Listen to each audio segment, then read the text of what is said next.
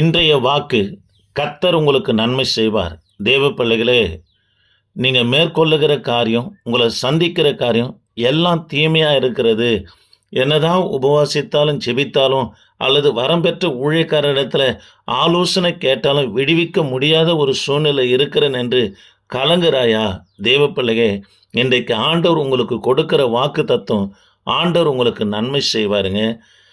அப்போஸ்தலனாகிய பவுல் ரோமருக்கு என நிறுவனம் 8ஆம் அதிகாரத்தில் சொல்லுகிறார், கர்த்தரிடத்தில் அன்பு கூறுவர்களுக்கு சகலமும் நன்மைக்கு ஏதுவாகவே நடக்கும் என்று சொல்லுகிறார். அது மாத்திரமல்ல, எரேமியா தீர்க்கதரிசியும் கூட பாபிலோன் சிறையிருப்பில் இருக்கிற ஜனங்களை பார்த்து சொல்கிறார். எரேமியா 29:11 நீங்கள் எதிர்பார்த்து கொண்டு இருக்கிற முடிவு தீமைக்கல்ல நன்மைக்கு ஏதுவாகவே நடக்க பண்ணுவார் என்று சொல்லுகிறார். ஆக இந்த வார்த்தையை கேட்கிற எனக்கு அன்பான கர்த்தருடைய பிள்ளைகளே, ஆண்டவர் உங்களுக்கு நன்மை செய்வாருங்க. மீகா தீர்க்க தரிசன புஸ்தகம் 2ஆம் அதிகாரம் 7ஆம் வசனம், யாக்கோப்பு வம்சம் என்று பெயர் பெற்றவர்களே, கர்த்தரின் ஆவி குறுகியிருக்கிறதோ, அவருடைய கிரிகள் இவ்வளவுதானோ, நன்மையாய் நடக்கிறவர்களுக்கு என் வார்த்தை நன்மை செய்யாதோ என்று சொல்லுகிறார். தேவ பிள்ளைகளே, இந்த வார்த்தை ஏன் மீகா தீர்க்கதரிசி யூத ஜனங்களை பார்த்து கர்த்தரின் ஆவி குறுகியிருக்கிறதோ, அவர் கிரி இவ்வளவுதானோ, செம்மையாய் நடக்கிறவர்களுக்கு என் வார்த்தை நன்மை செய்யாதோ என்று சொல்வதற்கு பின்னணி காரணம் என்னவென்று சொன்னார், பாபிலோன் சிறையிருப்பிலிருந்து யூத ஜனங்க புறப்பட்டு வரும்போது புலம்புறாங்க. நாங்கள் எங்கே போவோம், எங்கே போய் தங்குவோம், நாங்கள் கொஞ்சம் பேராக இருக்கிறோமே என்று சொல்லி சோர்ந்து போன நிலையில் அவங்க காணப்படுகிற அவர்களை பார்த்து தான் சொல்கிறாரு, கர்த்தருடைய ஆவி குறுகி இருக்கிறதோ. தேவ பிள்ளைகளே, தேவனுடைய ஆவி குறுகி இல்லைங்க. மல்கியா தீர்க்க தரிசன புஸ்தகத்தில் கர்த்தர் சொல்கிறாரு, தேவனிடத்தில் ஆவி எப்படி இருந்தால் பூரணமாக இருக்கிறது என்று சொல்கிறார். என் கிரியை இவ்வளவு தானோ.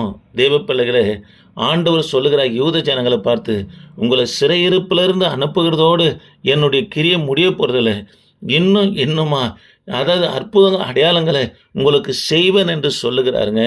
தேவ பிள்ளைகளே, யோவான் சுவிசேஷ புத்தகம் 1ஆம் அதிகாரம் கடைசி வசனத்தில் நம்ம வாசித்து பார்த்தோம்னா, கடைசி பகுதியை வாசிப்போம்னா, நாத்தான் வேலை பார்த்து கர்த்தர் சொல்கிறாரு, உத்தம இஸ்ரவேலனே, ஓயாமை நியாயப்பிரமாணத்தை தியானிக்கிறவனே, நீ அத்தி மரத்து கீழே இருக்கும்போது உன்னை கண்டன் என்று சொன்ன உடனே ஆச்சரியப்படுகிறார்.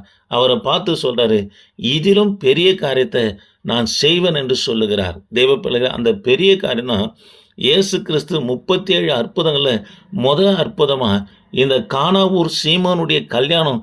யாருடைய கல்யாணம்னா, நாத்தான் வேலுடைய மருமகன்னா. இந்த கல்யாணத்தில் தான் தண்ணீரை திராட்சை ரசமாக மாற்றி இன்னும் பெரிய அற்புதத்தை நம்மனா செய்தார். ஆக இந்த வார்த்தையை கேட்கிற எனக்கு அன்பான கர்த்தருடைய பிள்ளைகளே, சோர்ந்து போக வேணாம். நான் என்னதான் ஜெபித்தாலும் வேதம் வாசித்தாலும் அல்லது கர்த்தருக்கென்று நான் வாஞ்சியாக ஓடினாலும் தீமைகளை, அதாவது போராட்டங்களை, அதாவது எதிர்ப்புகளை சந்திக்கிறேன் என்று கவலைப்படாதே.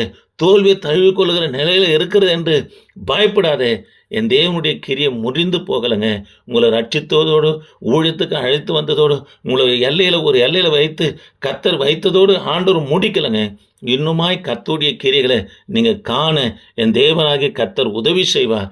இதற்கு ஒரு நிபந்தனை என்ன வைக்கிறேன்னா, செம்மையாய் நடக்கிறவர்களுக்கு என் வார்த்தை நன்மை செய்யாது என்று சொல்கிறார். சோர்ந்து போய் யூத ஜனங்களுக்குள்ள ஒரு சில பாவங்கள் இருந்தது நிமித்தம் தான் கர்த்தர் சொல்கிறாரு, மீகா தீர்க்க தரிசி மூலியமாக சொல்கிறாரு, செம்மையாய் நடங்க, கர்த்தருடைய வார்த்தை நன்மை செய்யும் என்று சொல்லுகிறார். சோர்ந்து போய் கர்த்தருடைய ஊழியத்தை விட்டுறாதீங்க, தரிசனத்தை விட்டுறாதீங்க, அல்லது பாவம் சம்பந்தப்பட்ட காரியங்களுக்கு இடம் கொடுக்காதீங்க. செம்மையானதை செய்வோம், கர்த்தர் நன்மை செய்வார். அது மாத்திரமல்ல, மீகா ஏசையெல்லாம் ஒரே நாட்களில் கர்த்தருடைய ஊழியத்தை செய்கிறாங்க. கர்த்தர் உங்களை ஆஸ்வதிப்பாராக. ஆமேன்.